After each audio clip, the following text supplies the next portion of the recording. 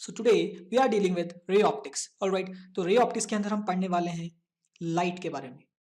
ठीक है, आपको पता है पहले से कि लाइट क्या है। लाइट क्या है? लाइट एक इलेक्ट्रोमैग्नेटिक वेव है। ठीक है, लाइट क्या है? इलेक्ट्रोमैग्नेटिक वेव, जिसकी जो वेवलेंथ है वो 400 नैनोमीटर से 750 नैनोमीटर तक वेरी करती है। ठीक है, तो इसको विजिबल रेंज कहते हैं, विजिबल रेंज ऑफ लाइट। ठीक है, तो 400 से 750 नैनोमीटर की जो भी वेवलेंथ की जो वेव्स हैं उसको हम क्या बोलेंगे?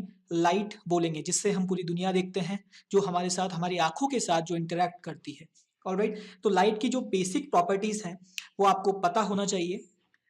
वैसे पता ही होगा बट मैं फिर भी बता देता हूँ कि जो लाइट है वो स्ट्रेट लाइन के अंदर ट्रेवल करती है, स्ट्रेट लाइन के अंदर।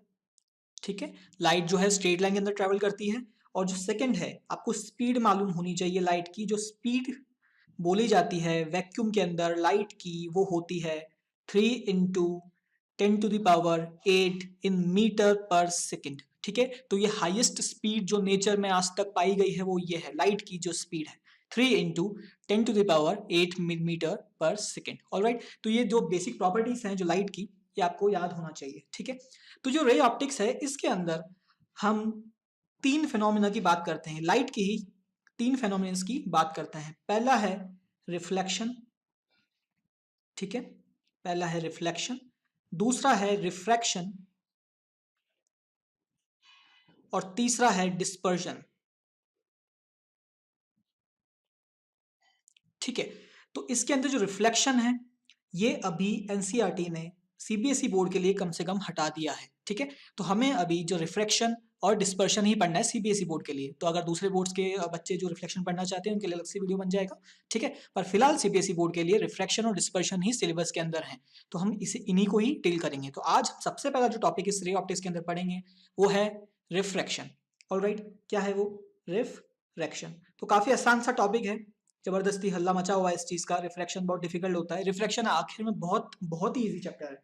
ठीक है, रिफ्रैक्शन काफी इजी टॉपिक है। तो सिंपल भाषा में, जब एक रे ऑफ लाइट एक मीडियम में जाती है और उससे वो दूसरी मीडियम के अंदर एंटर कर जाती है, तो वो अपना जो डायरेक्शन है वो चेंज कर जाती है। ध्यान रखिए, यहां पर मैंने आपको बताया था कि वो जो लाइट है वो हमेशा स्ट्रेट पाथ के अंदर ही ट्रेवल करती है। देखिए यहाँ पे भी स्ट्रेट पाथ के अंदर ही ट्रेवल कर रही है, पर उसने अपना डायरेक्शन चेंज कर दिया है। ये फर्स्ट मीडियम था, मान लीजिए ये एयर है, और ये सेकेंड मीडियम है, मान लीजिए ये वाटर है। ठीक है, तो ये एयर है, ये वाटर, ये दोनों अलग अलग मीडियम्स हैं। पहले रे जो है वो एयर के अंदर आ रही थी, ट्रेवल कर रही थी, और उसने वो ही रे अब वाटर के अंदर एंटर कर गई, तो उसने अपना डायरेक्शन चेंज कर लिया, पर अभी भी वो स्ट्रेट लाइन के अंदर ही है।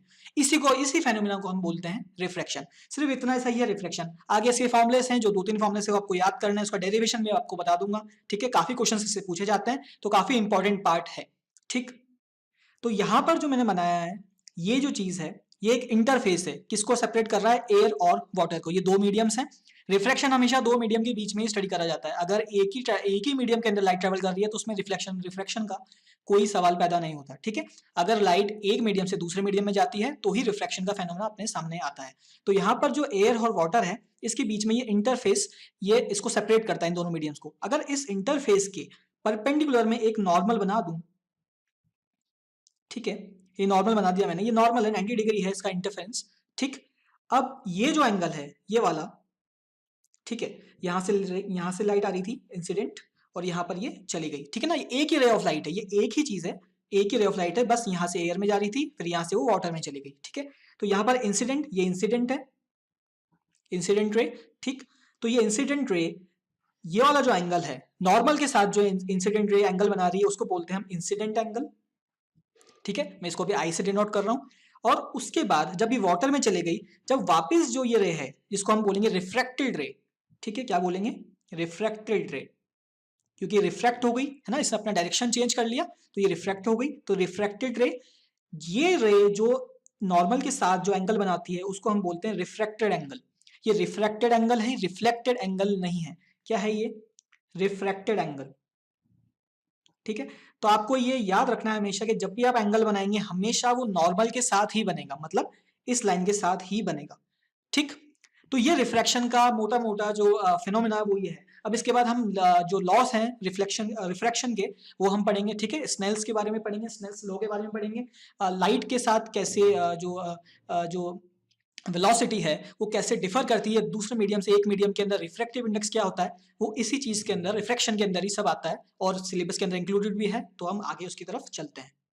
तो नेक्स्ट पार्ट है अपने पास लॉस ऑफ रिफ्रैक्शन, ठीक है। तो यहाँ पर डायग्राम बना हुआ है, मैंने आपको डायग्राम समझा दिया था, ठीक है। तो अब लॉस ऑफ रिफ्रैक्शन दो लॉस हैं, ठीक। तो इसमें जो पहला लॉ है वो ये कहता है कि जो इंसिडेंट रे है और जो रिफ्रैक्टेड रे है और साथ में जो नॉर्मल है वो एक ही प्लेन के अंदर लाई करते हैं। मतलब इंसिडेंट जो रे है, ठीक है, इंसिडेंट रे प्लस जो रिफ्रैक्टेड रे है, रिफ्रैक्टेड प्लस जो नॉर्मल है, तीन चीज है ना यहाँ पर।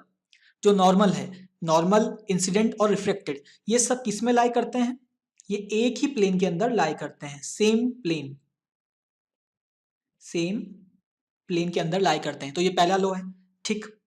इसके बाद जो दूसरा लॉ है, तो दूसरा लॉ ये कहता है कि ratio of sine of incident angle to the ratio of sine of refracted angle is always a constant. क्या मतलब हुआ, sine of incident angle by sine of refracted angle is always a constant, ठीक है। क्या होता है ये, sine of incident angle by sine of refracted angle is always a constant, ठीक। और ये किसके इक्वल होता है, refractive index of second medium to the respect with respect to first medium. ये फर्स्ट मीडियम था, ठीक है, क्योंकि पहले यहां से आ रही थी लाइट, उसके बाद ये सेकंड मीडियम हो गया क्योंकि लाइट इसके अंदर रिफ्रैक्ट हुई है। ऑलराइट, तो मैं रिफ्रैक्टिव इंडेक्स के बारे में आपको बताऊंगा अभी क्या होता है, पर फिलहाल के लिए आपको बस ये याद रखना है कि जो लॉ है सेकंड लॉ वो काफी इंपॉर्टेंट है। साइन ऑफ आई मतलब sine of incident angle by sine of refracted angle is always a constant. तो दो मीडियम्स के लिए हमेशा ये कांस्टेंट। तो रिफ्रैक्टिव इंडेक्स क्या होता है, ठीक है, उसके फॉर्मूले क्या है, इसका मतलब क्या है, वो मैं आपको आगे बताता हूं, है ना। पर आपको अभी फिलहाल के लिए याद होना चाहिए, ठीक है। तो इसी को हम कहते हैं स्नेल्स लॉ, ठीक है। ये कौन सा लॉ है, स्नेल्स लॉ है। ये कौन सा, स्नेल्स लॉ, और काफी इंपॉर्टेंट लॉ है, आपको याद होना चाहिए, ठीक। तो आगे हम देखते हैं कि रिफ्रैक्टिव इंडेक्स क्या चीज होती है। तो देखो, रिफ्रैक्टिव इंडेक्स को अपन कैसे डिनोट करते हैं, नीटा से, ठीक है। तो रिफ्रैक्टिव इंडेक्स से अपन क्या कैलकुलेट कर सकते हैं, किसी भी का अगर आपको रिफ्रैक्टिव इंडेक्स गिवन है किसी मीडियम का, रिफ्रैक्टिव इंडेक्स कैसा होता है, हमेशा किसी मीडियम का होता है। तो अगर आपको किसी मीडियम का रिफ्रैक्टिव इंडेक्स पता है तो आप ये बता सकते हैं कि उस मीडियम के अंदर लाइट कैसे ट्रेवल करेगी, फास्ट ट्रेवल करेगी या स्लो ट्रेवल करेगी, ठीक है। उस लाइट के उस मीडियम के अंदर लाइट कैसे जाएगी, फास्ट फास्ट जाएगी या फिर धीरे चलेगी, ठीक है। तो रिफ्रैक्टिव इंडेक्स का मतलब यही हुआ कि how fast light can travel in a medium, यही होता है आपका रिफ्रैक्टिव इंडेक्स। तो जो एन का फॉर्मूला है वो ये होता है, N equals to c by we, ठीक है। यहां पर सी क्या है, speed of light in vacuum, जो कि आपको मैंने बताया था अभी कितनी होती है, कितनी होती है बताओ, होती 3 इंटू 10⁸ मीटर पर सेकेंड।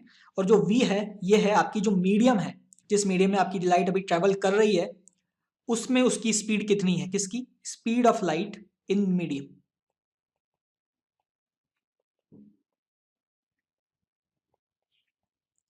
ठीक है। तो c बाय v, ठीक है। तो अब यहां से आप देख सकते हो, यहां से आप देखोगे तो आपको पता चलेगा कि मैंने क्या लिखा था, n equals to c by v. अब सोच के देखो, ये तो कांस्टेंट है, ठीक है, ये तो क्या है, कांस्टेंट है, ठीक है। डिफर क्या कर रहा है, v, मतलब जैसे जैसे v चेंज होगा वैसे वैसे n भी चेंज होगा। इसका मतलब ये कि अगर मैं स्पीड ज्यादा लेता हूं, मतलब मान लो कि v जो है वो एक मीडियम के अंदर स्पीड अच्छी खासी है, ठीक है ना, स्पीड फास्ट है, तो जैसे जैसे मैं v को बढ़ाऊंगा वैसे वैसे जो n है वो कम होगा। तो यहां से अपन बोल सकते हैं कि अगर किसी मीडियम के अंदर लाइट की जो स्पीड है वो तेज है, लाइट की जो स्पीड है वो फास्ट है, इसका मतलब यह है कि उसका जो रिफ्रैक्टिव इंडेक्स होगा, जो उसका रिफ्रैक्टिव इंडेक्स होगा वो क्या होगा, कम होगा। इसका मतलब अगर आपको दो मीडियम्स दे दिए जाएं, मान लीजिए आपको दो मीडियम दे दिए जाएं, एक n इक्वल्स टू 1 और एक n इक्वल्स टू 2, तो आपको ये इससे आइडिया लग जाना चाहिए कि अगर किसी मीडियम का रिफ्रैक्टिव इंडेक्स कम है, इसका मतलब यह है कि उसके अंदर जो लाइट है वो फास्ट ट्रेवल करेगी, ठीक है। मतलब इसके अंदर जो स्पीड होगी, मान लीजिए 1 है और ये 2 है, ठीक है। तो इसके अंदर जो फर्स्ट मीडियम है उसके अंदर लाइट जो है वो फास्ट ट्रेवल करेगी, फास्ट, और सेकंड मीडियम के अंदर वो कंपैरेटिवली फर्स्ट मीडियम के धीरे ट्रेवल करेगी। ठीक है, कैसे पता लगा अपन ने?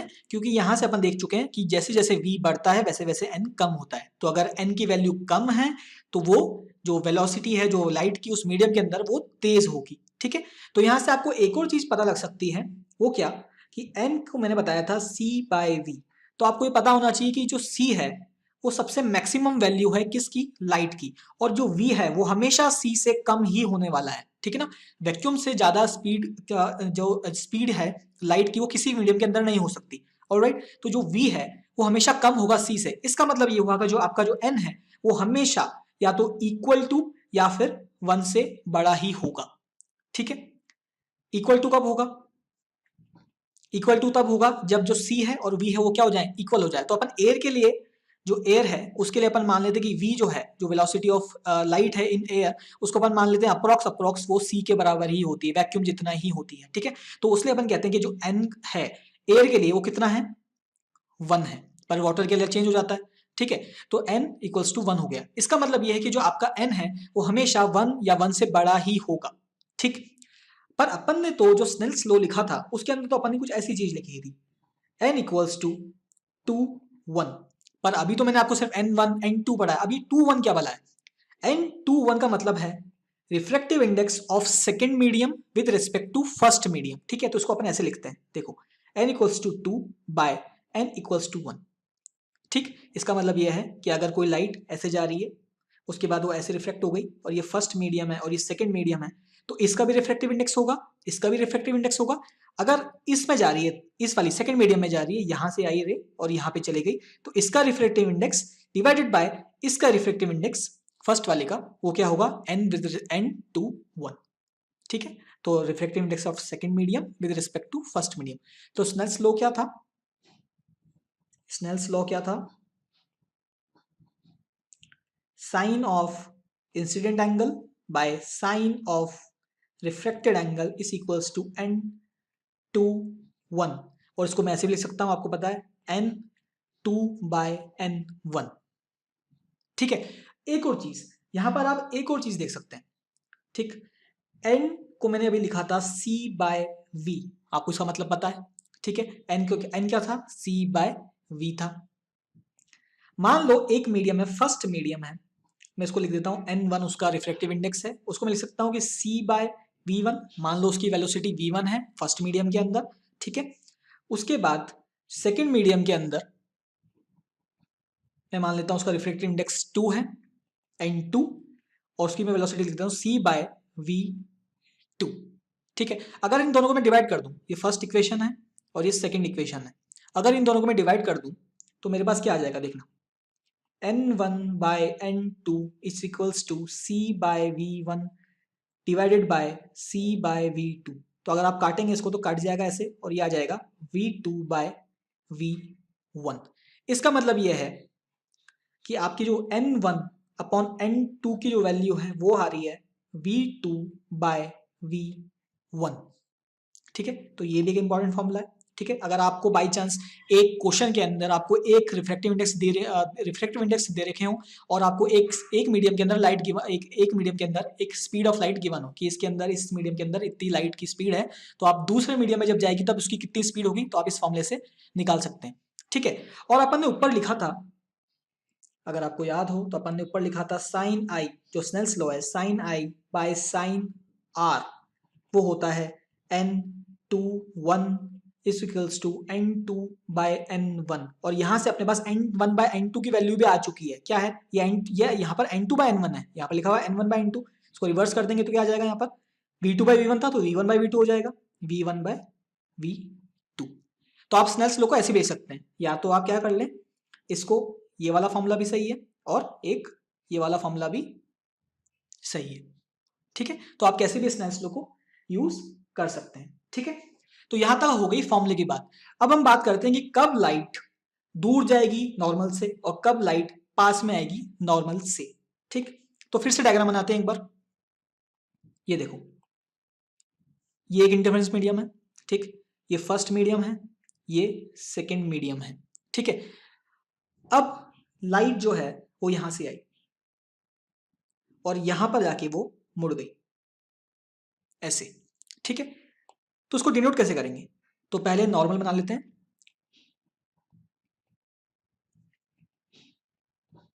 ठीक है। ये हो जाएगा आपका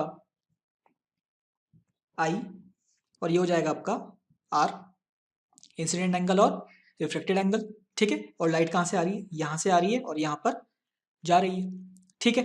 अब देखो, इस लाइट को कहाँ जाना था?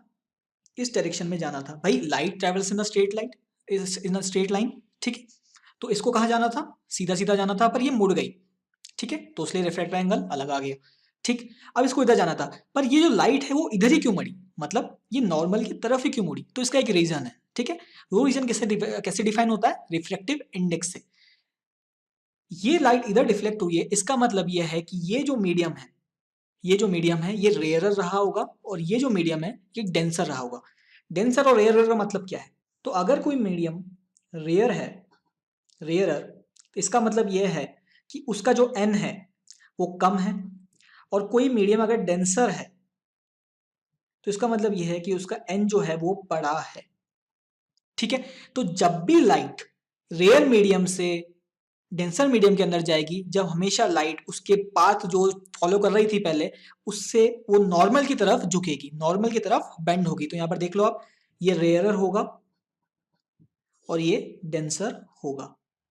इसलिए रेयरर से डेंसर में जाने तक ये जो लाइट है, जो पहले ये वाला जो रूट है वो फॉलो कर रही थी, ये झुक गई किसकी तरफ? नॉर्मल की तरफ झुक गई है, ठीक है। तो ये आपको ध्यान रखना है। और अगर उल्टा बात करें अपन, मान लो कि ये ऐसा बना देता हूं मैं, ये नॉर्मल बना दी, ठीक है। रे ऑफ लाइट यहां से गई, ठीक, और कैसे चली गई? ऐसे चली गई, यूं। तो यहां पर इंसिडेंट एंगल और रिफ्लेक्टेड एंगल कैसे लिखेंगे भाई? नॉर्मल से बनता है, तो ये आई और ये आर, ठीक है। तो आप देख पा रहे हो कि यहां पर इसको जो जैसे चलना था, चलना कैसे था इसको भाई? ऐसे चलना था, ठीक है। इसको जाना कैसे था? इस रे को कैसे जाना था? सीधा सीधा जाना था, पर ये नॉर्मल से और दूर चली गई। इसका मतलब क्या है कि ये जरूर डेंसर रहा होगा और ये रेयर होगा। भाई डेंसर और रेयर जो है ये रिलेटिव प्रॉब्लम्स है, ये रिलेटिव फिनोमेना, ठीक है। मतलब आप किसी को अगर रेयर बोल रहे हो तो ऑब्वियसली आप किसी को डेंसर बोल रहे हो साथ में, ठीक। तो ये आपको दोनों पॉइंट्स याद रखने हैं, ठीक है। तो अगर कोई रे ऑफ लाइट, अगर कोई रे ऑफ लाइट अगर रेयर मीडियम से डेंसर मीडियम में जाती है तो नॉर्मल की तरफ झुकेगी, नॉर्मल की तरफ बेंड होगी। और अगर कोई ray of light denser medium से रेयर मीडियम में जाती है तो वो नॉर्मल से दूर जाएगी, नॉर्मल से अवे बेंड होगी, ठीक है। तो ये काफी इंपॉर्टेंट फॉर्मूला है और आपको इसको याद रखना है। अब बात करते हैं लेटरल शिफ्ट की, ठीक है। तो लेटरल शिफ्ट भी एनसीईआरटी का पोर्शन है, इसके बारे में देख लेते हैं। देखो लेटरल शिफ्ट क्या होता है? लेटरल शिफ्टिंग मतलब जो लाइट है वो इंसिडेंट की डायरेक्शन में ही है, बट उससे शिफ्ट हो चुकी है, मतलब डिस्टेंस उसका थोड़ा अलग हो चुका है, पैरेलल हो चुकी है, ऐसा बोल सकते हो। तो उसको कैसे करेंगे? देखो, तो मान लो यहां पर एक मीडियम रखा है, ठीक है, ठीक। अभी मैं इसके रिफ्लेक्टेड इंडेक्स नहीं बता रहा हूं, आगे बताऊंगा, ठीक। मैं आपको कहता हूं कि यहां से एक रे ऑफ लाइट आई, देखो ऐसी आई, ठीक है। नॉर्मल नॉर्मल बना देते हैं, ठीक। और वो ऐसे चली गई, कैसे चली गई? ऐसे, ठीक है। उसके बाद यहाँ पे दूसरे मीडियम में, उसके बाद यहाँ पर भी वापस इंटरफेरेंस आ गया, ठीक है। यहाँ से भी बाहर निकल जाएगी तो यहाँ पर भी नॉर्मल बनाना पड़ेगा, ठीक है।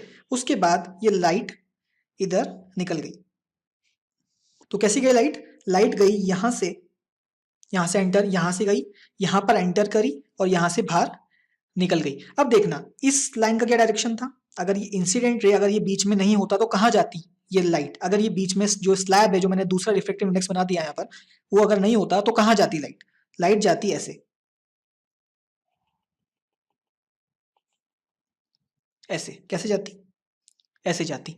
पर अभी क्या हुआ? यहाँ पर इसको इंटरफेरेंस मिल गया, दूसरा रिफ्लेक्टिव इंडेक्स आ गया, दूसरा मीडियम आ गया, उसको झुकना पड़ा, ठीक है। वो यहाँ चली गई, उसके बाद वो वहां से बाहर निकल गई। तो आप देख पा रहे हो कि ये जो शिफ्ट है, मतलब ये जो दो लाइन्स है, एक ये जो इंसिडेंट जो निकली है सच में, और एक जो निकल जाती अगर ये नहीं होता, तो ये दोनों पैरेलल है। इसको बोलते हैं कि यहाँ से ये एक ही डायरेक्शन में जा रही है। डायरेक्शन क्या दोनों का? डायरेक्शन दोनों का ऐसा ही है, ठीक है, पर शिफ्ट हो चुका है। तो अपन ये बोल सकते हैं कि यहाँ से इंसिडेंट रे जो यहाँ जाती अगर ये स्लैब नहीं होता, तो अब ये कहाँ जा रही है, थोड़ा शिफ्ट हो गई है, मतलब ये जो शिफ्टिंग है ये आ गया यहाँ पर इफेक्ट, इसको ही हम बोलते हैं लेटरल शिफ्ट। ठीक है, तो आपको पता चलना चाहिए कि यहाँ पर अगर मैं रेयर और डेंसर मीडियम की बात करूं तो आपको ये पता होना चाहिए कि अगर ये लाइट यहाँ पर नॉर्मल की तरफ झुक रही है, मतलब अंदर वाला मीडियम जो है वो 100% डेंसर ही रहा होगा।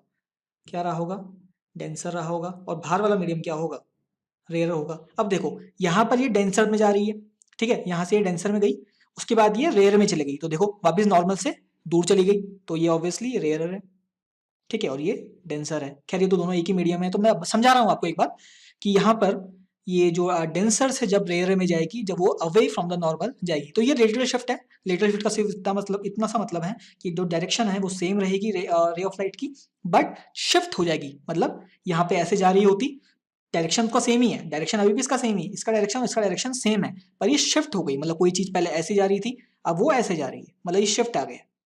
इसी को हम बोलते हैं लेटरल शिफ्ट।